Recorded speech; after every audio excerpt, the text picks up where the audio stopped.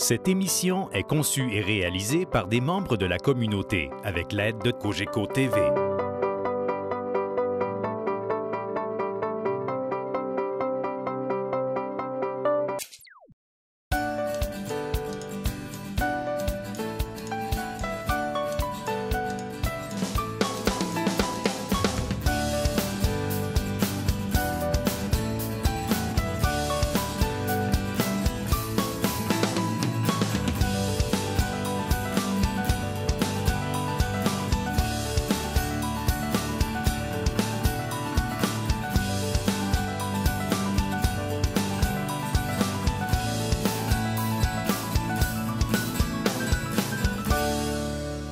Bienvenue à cette chronique de la Biblio vous livre. Nous sommes en mars, la semaine de relâche est passée, on a eu une super belle semaine d'activité, mais il nous reste quand même plusieurs beaux rendez-vous à la programmation. Un rendez-vous annuel qui revient à chaque année depuis plusieurs années déjà, on appelle ça la dictée des écrivains. Chaque bibliothèque de la région qui participe va faire une finale locale, donc va déterminer 3 gagnants, et ces gagnants-là représentent ensuite leur bibliothèque à la grande finale régionale.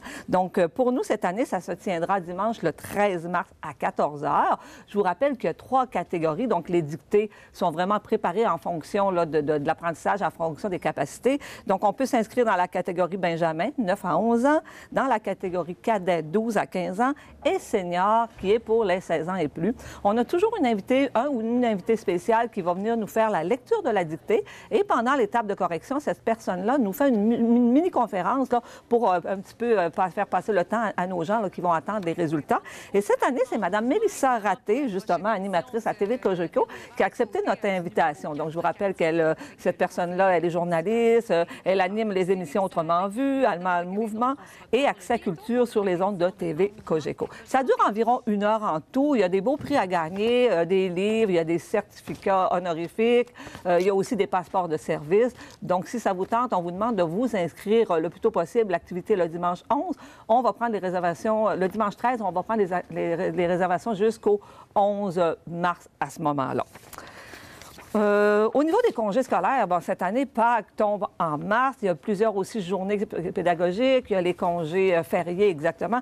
Alors, au niveau des congés scolaires, vendredi le 11 mars, ça va se passer dans la zone jeunesse. C'est gratuit. On vous invite à venir créer avec nous des vitraux en carton et en papier de soie. On va faire des œufs de Pâques qui vont décorer les grandes fenêtres de la zone jeunesse. Alors, vous allez faire des vitraux qui vont rester ici, mais vous allez pouvoir repartir quand même avec un vitrail qui va pouvoir décorer votre propre maison. C'est gratuit, c'est sans réservation, donc pour le vendredi 11 mars à 13h30. Vendredi le 25 mars, ça c'est le congé de Pâques, le vendredi saint. On va faire un bricolage d'une carte lapin à partir de ce qu'on appelle la méthode Iris Folding, donc c'est du pliage de papier, on travaille sur un plan. Ça, c'est au coût de 2 $ pour les abonnés, 3 $ pour les non-abonnés. C'est sans réservation et encore une fois, ça va se passer dans le secteur jeunesse au rez-de-chaussée. Les mêmes journées, vendredi le 25 et samedi le 26. Ça fait déjà 2-3 ans qu'on fait cette petite activité-là, qui a beaucoup de succès, qui est vraiment très le fun à faire. Ça s'appelle la chasse aux œufs. On a caché dans la bibliothèque, dans le secteur jeunesse, on a caché des œufs de Pâques. Vous avez des indices. Vous allez devoir retrouver ces œufs-là. Vous vous présentez avec votre œuf au comptoir de prêt et on va vous remettre une petite gourmandise, là, une petite surprise. Là. Si vous avez trouvé la bonne réponse, c'est une espèce de chasse aux œufs, une espèce de rallye. C'est gratuit et donc c'est pendant les 2 jours jusqu'au temps qu'il y ait des petites surprises là, à offrir aux enfants. Les bouts de chou-bouquine, je vous rappelle que c'est une activité qui revient 2 fois par mois. On fait des animations avec les tout-petits et leurs parents de 2 ans et demi jusqu'à l'âge préscolaire, un petit peu avant 5 ans. Des activités d'environ 30 à 40 minutes, sans réservation. Une activité à 9 h et une autre à 10h10. Pour avoir les dates, vous consultez notre petit dépliant. Mais le prochain rendez-vous, en tout cas pour mars, ce sera les 9 et 23 mars. C'est toujours des mercredis matin, un groupe à 9 h, un à 10h10 à ce moment-là. Cours d'informatique, ça revient encore. Là, je ne vous énumérerai pas tous les créneaux qui sont à l'horaire. Je vous rappelle qu'on donne de la formation sur iPad et tablettes Android. Et ce qui est nouveau pour cette année, on essaie ça avec les gens de Solutions Formantiques, c'est que maintenant, on fait des ateliers de 2 heures. Et et c'est spécifique. Comme là, on va faire un atelier, comment bien utiliser Facebook sur sa tablette et son téléphone intelligent.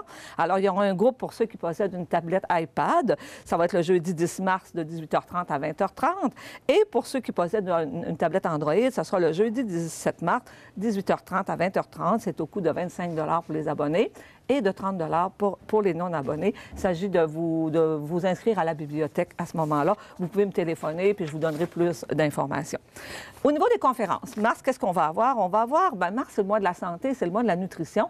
Alors, on va avoir une conférence le mercredi 9 mars de 13h30 à 15h. C'est offert par Charlie Desharnais, qui est kinésiologue au CIU 3S de la région d'Alma. Et là, on va vraiment parler, c'est vraiment pour les retraités et les pré-retraités, comment bien vieillir en santé au niveau de l'alimentation et de l'exercice physique. Donc, c'est sans réservation. Tout simplement, vous vous présentez mercredi le 9 mars. Ça devrait durer à peu près 1h à 1h30.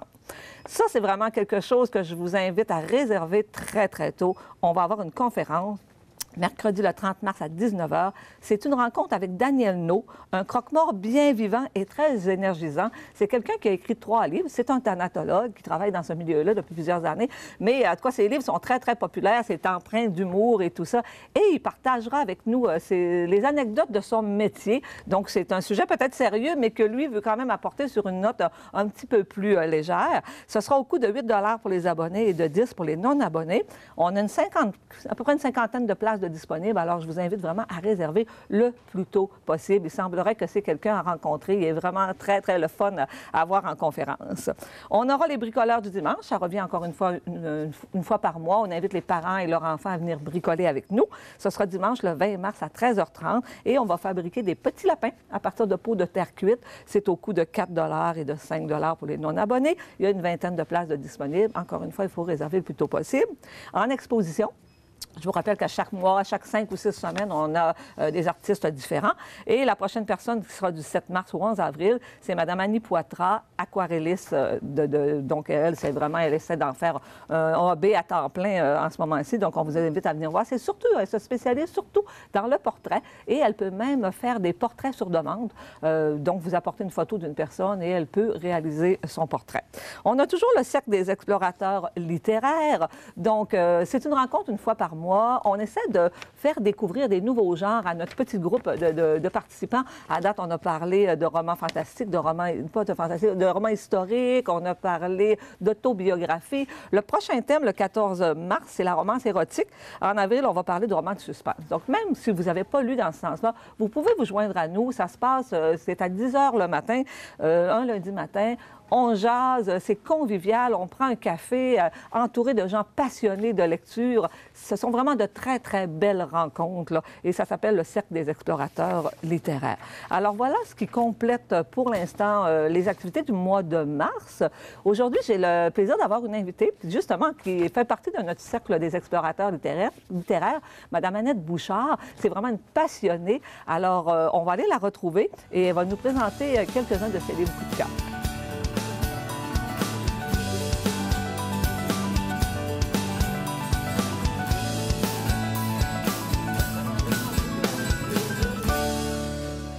Alors, Annette, merci beaucoup d'avoir accepté notre invitation aujourd'hui pour venir nous présenter quelques-uns de vos livres coup de cœur.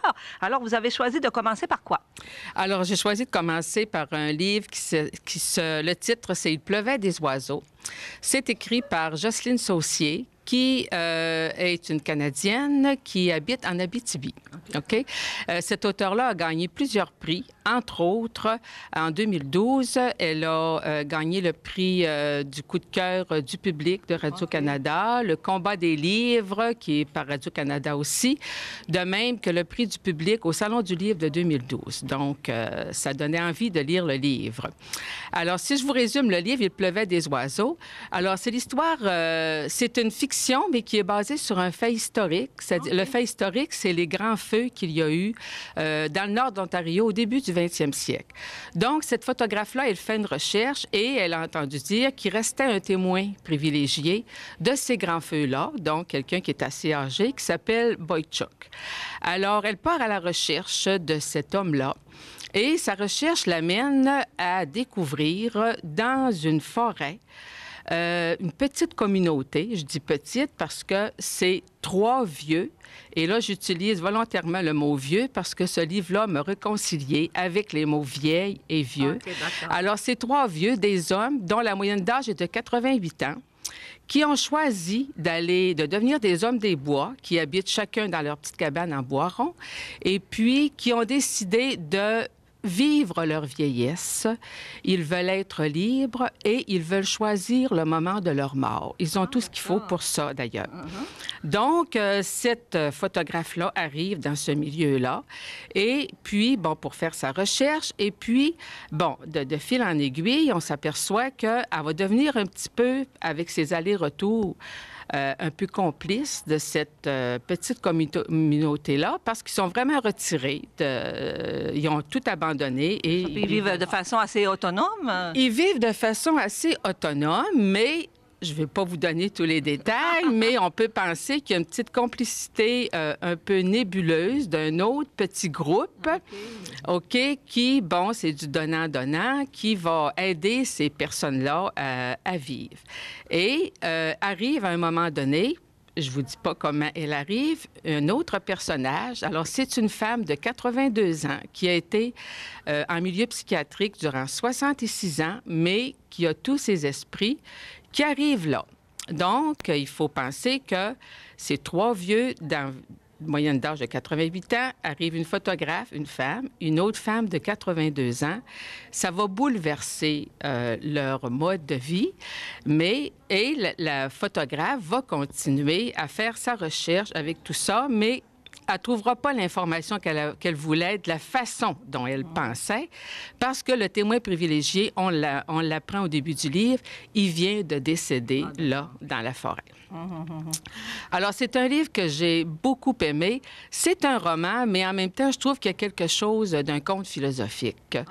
Parce que ça parle beaucoup de solidarité, les gens sont unis, ça parle de liberté. On a l'impression que c'est un peu un hommage à la vieillesse. Oui, ils célèbrent la vieillesse, ces gens-là. Ils ont choisi de la vivre de la façon qu'ils voulaient.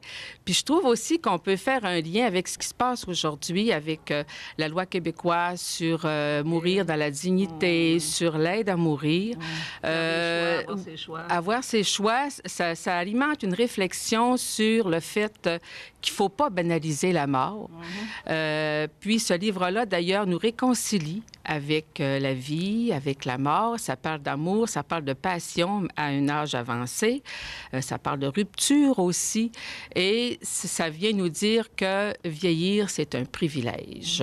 Donc, moi, je le recommande parce que c'est... Puis, il pleuvait des oiseaux. Le titre, on comprend vers la fin du livre qu'est-ce que ça veut dire vraiment, la référence au titre. Et d'après vous, est-ce que cet auteur-là, elle a écrit autre chose? Parce que c'est pas un auteur, moi, que personnellement je connais, mais le titre me disait quelque chose. Et là, vous me donnez vraiment envie de le lire. Ouais. Moi, j'ai lu un deuxième livre d'elle, c'est Les héritiers de la mine. Et ça se passe dans le coin de l'Abitibi, si ma mémoire est bonne. Ça fait quelques années que je l'ai lu. Et c'est beaucoup sur la famille, sur les relations familiales. J'ai beaucoup aimé. Je sais qu'elle a 2 autres titres dont là, je saurais pas vous les dire aujourd'hui. Donc, un livre à découvrir, puis aussi une auteure québécoise à découvrir, Jocelyne Saucier. Parfait. Oui. Votre deuxième fois, Annette, vous nous parlez d'un auteur qui est très connu, puis ses livres sortent énormément ici. Donc, on parle de Louise Penny avec sa série sur les Armand Gamache. Armand Gamache enquête. Alors, ça, c'est Louise Penny. Ça, c'est une auteure qui vient de l'Ontario, qui a travaillé, qui a été journaliste à la CBC quelques années et qui a décidé d'écrire ses livres en anglais. Et ils sont traduits maintenant pour notre plus grand bonheur. Alors, c'est une... Louise Penny, c'est ça, l'auteur. Et elle, c'est une série qui s'appelle Armand Gamache enquête. Donc, c'est son héros. C'est un policier. Sur l'auteur, je veux dire aussi qu'elle a gagné 5 fois le prix Agatha. Oui. On fait référence à Agatha Christie, bien sûr, parce que ces romans ressemblent un peu, quand on aime Agatha Christie, là, où c'est tout fignolé, ça ressemble un peu à ça. Donc, c'est des romans policiers. mais qui traite beaucoup de la psychologie humaine. On apprend beaucoup sur la nature humaine avec ces romans policiers-là. Donc, les mêmes personnages reviennent dans ces livres. Alors, le cadre de ces histoires, ça se passe dans un village, c'est un village fictif qui s'appelle Three Pines, qui est dans les cantons de l'Est. D'ailleurs, elle habite dans les cantons de l'Est, Louise Penney. Donc, c'est un petit village qui est un peu isolé. Internet n'existe pas, ça ne se rend pas dans ce petit village-là. Et le cadre de ces histoires, c'est toujours ainsi, avec le héros qui est Armand Gamache, qui est le chef enquêteur de la section des homicides de la Sûreté du Québec. Donc, un personnage vraiment intéressant, avec son adjoint, Jean-Guy Beauvoir, qui est un policier très expérimenté et qui l'accompagne dans ses enquêtes. Et d'ailleurs, c'est ce que moi j'ai retenu, j'en ai lu quelques-uns aussi. Oui. Ce qui est intéressant aussi, c'est qu'elle a des héros imparfaits, là, parce qu'ils ont des gros problèmes. Ils ressemblent à n'importe qui, là. Absolument. Donc, c'était des humains. Et puis, Armand Gamache, bon, c'est un héros c'est sûr, qui résout les enquêtes, mais en même temps, il vit des difficultés au niveau de la Sûreté du Québec. Il y a des menaces qui planent sur lui parce qu'il est très estimé, mais il est envié aussi. Bon, en tout cas, il y a toute une intrigue à ce niveau-là. Jean-Guy Beauvoir a ses petits problèmes personnels, lui aussi. Et dans ce village-là, il y a quelques personnages là, qui sont tellement captivants, tellement attachants, qu'on voit évoluer à chacun des livres. OK?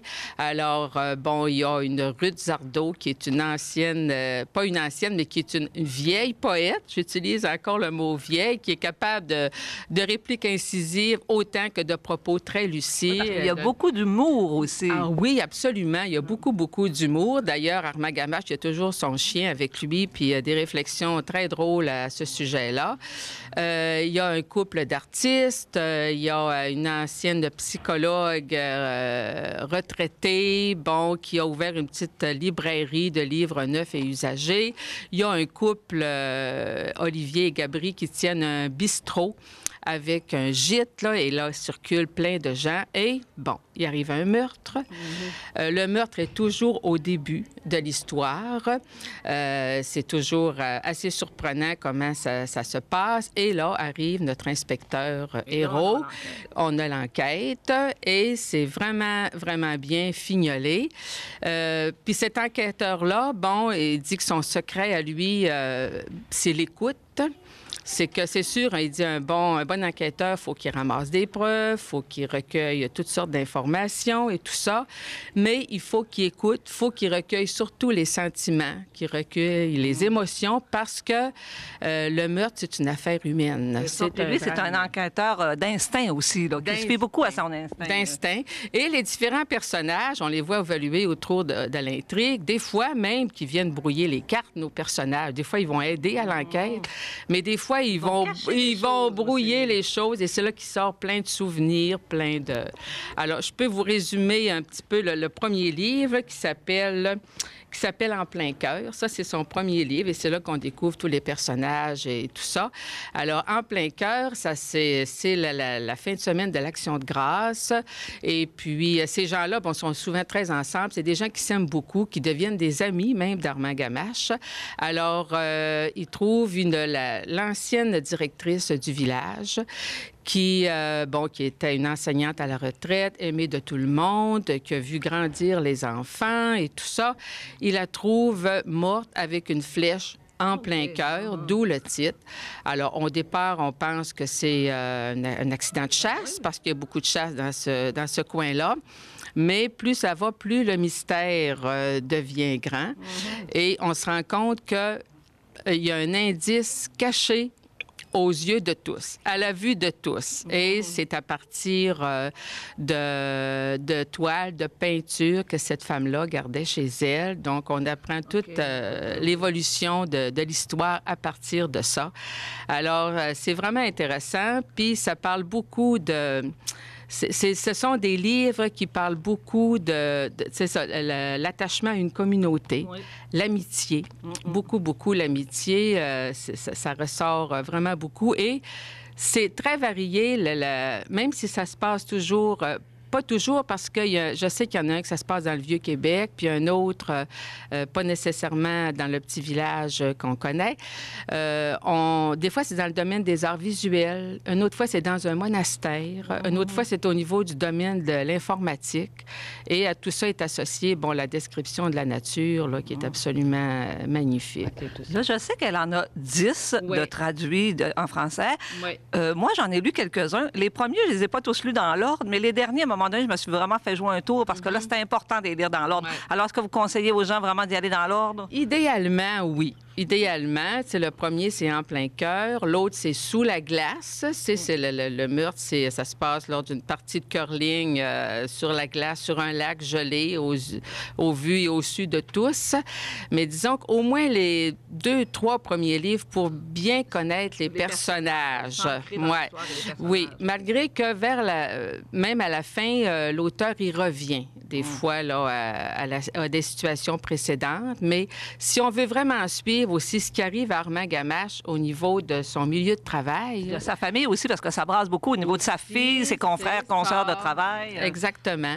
Alors, c'est préférable, mais disons qu'on peut se rattraper aussi assez facilement. Là. Donc, les livres, c'est sûr, sont tous disponibles à la bibliothèque, mais ils ne sont pas numérotés en tas maison ici. Ça veut dire qu'on n'a pas Armand Gamache 1, 2, 3, 4, jusqu'à 10. Okay. Alors, moi, je conseillerais vraiment aux gens peut-être d'aller se renseigner sur Internet, de faire la petite liste au niveau des dates de parution. Il y a quand même une petite liste là, qui est possible d'avoir et d'essayer le plus possible de les lire dans l'ordre. Absolument. En tout cas, moi, ça me passionne, ça me captive. J'ai une vraie dépendance à ces personnages-là, puis c'est toujours à regret que je ramène les livres de Louise Pennet à la bibliothèque. Donc, c'est une auteure à découvrir, une auteure qui est quand même prolifique parce qu'elle a commencé le premier en 2007, on est en 2015, puis elle en a 10. Donc, c'est quelqu'un qui écrit quand même assez rapidement. Absolument. Là. Puis je sais qu'en France aussi, ces livres deviennent des best-sellers, sont traduits en plus de 20 langues. Alors, pour ceux qui aiment les romans policiers, là, c'est vraiment dans la plus pure tradition des romans policiers. Annette, un gros merci. C'était vraiment super intéressant. Puis vous viendrez nous voir parce que je sais que vous êtes une bonne lectrice. Vous aurez sûrement d'autres choses à nous présenter à un autre moment donné. OK, ça m'a fait plaisir.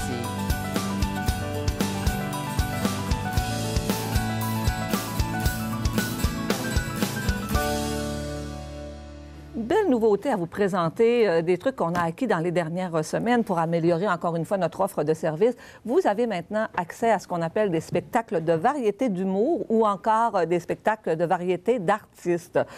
Au niveau de l'humour, on a acquis le spectacle des heures verticales de Louis-José Hood, vous avez le spectacle d'André Sauvé, Laurent Paquin, Mario Jean, Célise Dion, Martin Matt et aussi Claudine Mercier. Et on va sûrement acquérir là, d'autres choses au courant des prochaines semaines, des prochains mois. Et au niveau des spectacles musicaux, bon, naturellement, on a les incontournables que sont Marie-Mé, Céline Dion et plusieurs autres. Pour voir tout ce qu'on peut vous offrir, vous faites dans notre système informatisé spectacles de variété filmés. Et on va vous donner une liste là, de toutes les choses qui sont disponibles. Ça doit avoir beaucoup de succès parce que déjà, on en a mis presque une dizaine sur le présentoir et il n'y avait presque plus rien sur le rayon. Là, donc, je pense que c'est quelque chose là, que les gens attendaient aussi avec impatience. Au niveau des nouveautés de lecture, c'est pas vraiment une nouveauté, mais je veux quand même m'attarder un petit peu à cette série de bandes dessinées-là. Je ne sais pas si vous connaissez les livres de de Georges R. Martin, qui sont Les Trônes de fer. On en a fait une série télévisée. Je pense qu'on est rendu à la saison 6 ou 7. J'ai suivi vraiment la série télévisée avec beaucoup de passion. Là, je suis tombée sur la BD. Je ne me souviens pas si je vous en ai déjà parlé, mais je vais y aller très, très rapidement. Ne serait-ce qu'il y a tellement de choses dans la série. Des fois, on est un peu perdu dans les grandes familles qui vont se battre justement là, pour ce fameux trône de fer, pour acquérir le pouvoir. Alors, ça fait du bien des fois de prendre plus de temps à voir la petite bande dessinée qui est super bien faite. J'ai plus le temps de chercher un peu, de me rappeler au niveau des personnages. Et c'est très, très fidèle à la série télévisée. Je ne peux pas vous dire si c'est fidèle au roman. Je n'ai pas lu la série des romans, mais au niveau de la série télévisée, c'est très fidèle. Vous retrouvez ça dans la section bande dessinée adulte. On est rendu à 6 tomes et on est vraiment à jour. Là, à date, il y a vraiment 6 tomes qui ont été publiés. J'ai eu un petit coup de cœur pour ce petit livre-là que je me suis mis à feuilleter doucement, puis je me suis aperçue que je me suis mis presque à le lire parce que c'est super intéressant. Ça s'appelle Le Nord à bras le cœur. C'est des récits d'infirmières et d'infirmiers, donc des gens, des passionnés qui ont décidé de donner d'eux-mêmes et d'aller travailler dans le Grand Nord québécois. C'est quelque chose de très particulier. Ils ont vraiment bien choisi. Ils ont interviewé, je pense, une dizaine d'infirmiers, d'infirmières, des gens qui s'expriment bien, qui ont des choses super intéressantes à raconter.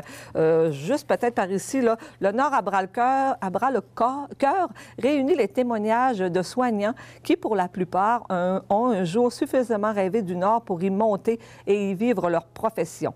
En lisant les différents auteurs de Le Nord à bras le cœur, on se rend compte que c'est avec intelligence et dévouement qu'ils ont pratiqué la médecine auprès des Indiens ou des Inuits. Grâce à ces récits, on apprend à mieux connaître ce qu'est le Nord québécois. Et juste peut-être une petite anecdote de justement deux infirmiers qui sont un homme et une femme qui sont à la pêche, qui se mettent à parler de toutes sortes de choses et ils se posent des questions. Toi, ton grand rêve, qu'est-ce que c'était? Puis que la jeune infirmière de dire, moi, mon rêve un jour, c'est d'aller faire du travail humanitaire dans les pays du tiers-monde. Et lui, l'infirmier, de lui répondre, tu vois, moi, j'ai l'impression de le faire ici, mon travail humanitaire, d'être utile pour des gens, là, vraiment, qui ont des besoins. Alors, ces gens-là, il faut qu'ils soient débrouillards parce que les médecins, il y a peu de médecins, les services sont loin. Alors, il faut vraiment là, qu'ils exercent leur métier avec le maximum de leurs connaissances. Des fois, ils sont obligés un petit peu de peut-être d'outrepasser parce que, veut pas, il y a des questions de vie ou mort. Très intéressant à lire, un petit recueil là, que vraiment, je vous conseille. Ça se lit comme un roman, vraiment. Alors, qu'est-ce qu'on a ici? La prison du rien faire, c'est le récit d'une personne atteinte de schizophrénie qui s'en est sortie. Et c'est vraiment un récit de vie. Ce monsieur-là s'appelle Martin Lepage. Donc, lui, avec l'aide de sa famille, qui l'ont toujours appuyé, il a réussi à faire des études. Il est maintenant travailleur social. Et ce livre-là s'adresse vraiment peut-être aux gens qui vivent la maladie et à leurs proches.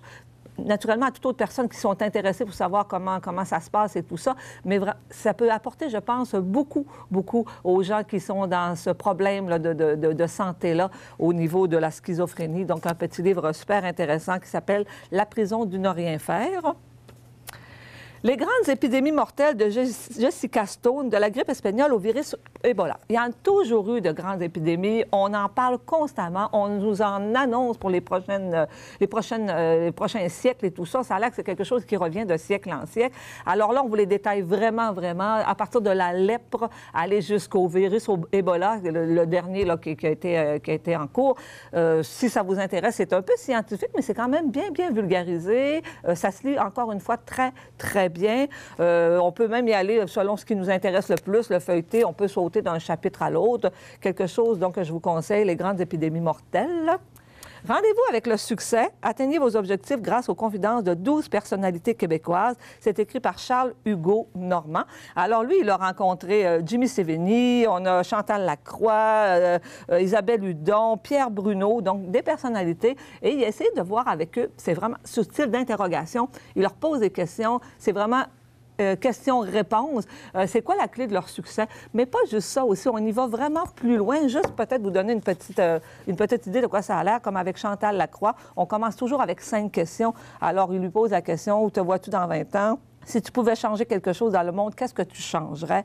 Selon toi, quel est l'élément le plus important pour obtenir du succès dans la carrière?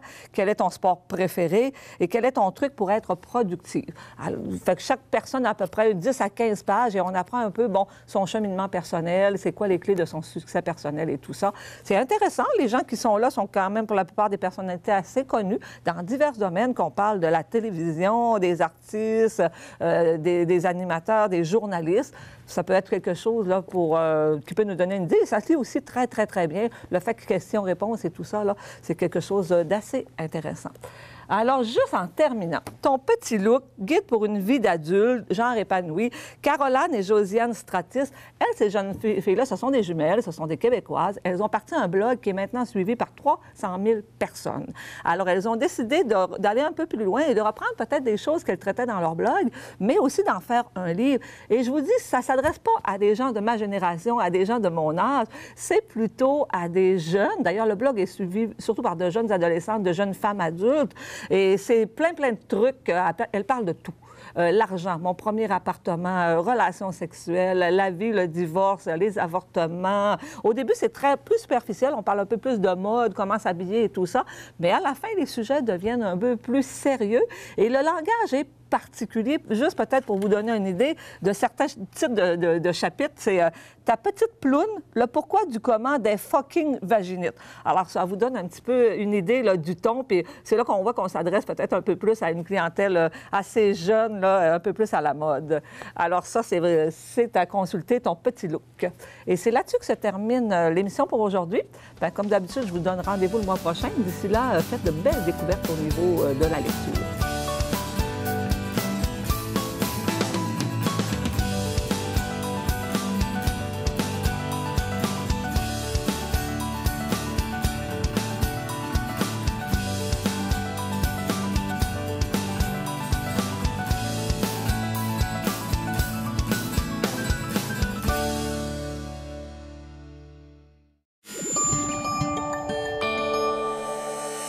Cogeco TV, un service exclusif aux clients de Cogeco.